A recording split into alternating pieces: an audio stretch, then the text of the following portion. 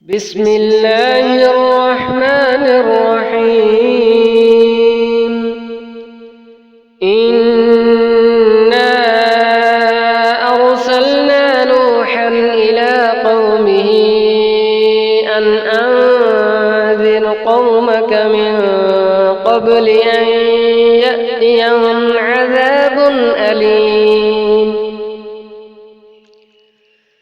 قال يا قوم إني لكم نذير مبين أن اعبدوا الله واتقوه وأطيعون يغفر لكم من ذنوبكم ويؤخركم إلى أجل مسمى إن أجل الله إذا جاء لا يؤخر لو كنتم تعلمون. قال رب إني دعوت قومي ليلا ونهارا فلم يزدهم دعائي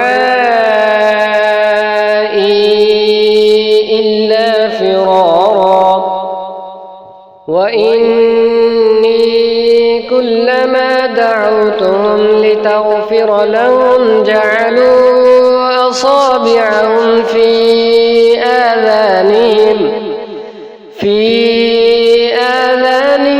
واستغشوا ثيابهم وأصروا واستكبروا استكبارا ثم إني دعوتهم جهارا ثم إني أعلنت لهم وأسررت لهم إسرارا فقلت استغفروا ربكم إنه كان غفارا يرسل السماء عليكم مدرارا ويمددكم بأموال وبنين ويجعل لكم جنات ويجعل لكم أنهارا ما لكم لا ترجون لله وقارا وقد خلقكم أطوارا ألم تروا كيف خلق الله 7 سماوات طباقا وجعل القمر فيهن نورا وجعل الشمس سراجا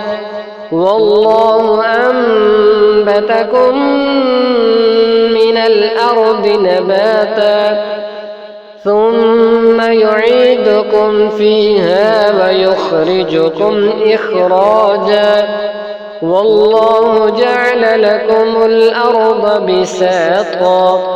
لتسلكوا منها سبلا فجاجا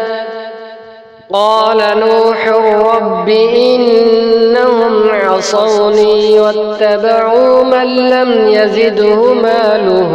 وولده إلا خسارا ومكروا مكرا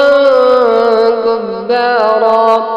وقالوا لا تذرن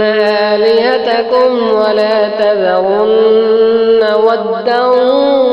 ولا سواعا ولا يغوث ويعوق ونسرا وقد أضلوا كثيرا ولا تزد الظالمين إلا ضلالا مما خطيئاتهم أغرقوا فأدخلوا نارا فلم يجدوا لهم من دون الله أنصارا وقال نوح رب لا تذر على الأرض من الكافرين ديارا إن إنك إن تذرهم يضلوا عبادك ولا يلدوا إلا فاجرا كفارا رب اغفر لي ولوالدي ولمن دخل بيتي مؤمنا وللمؤمنين والمؤمنات ولا تزد الظالمين إلا تبارا.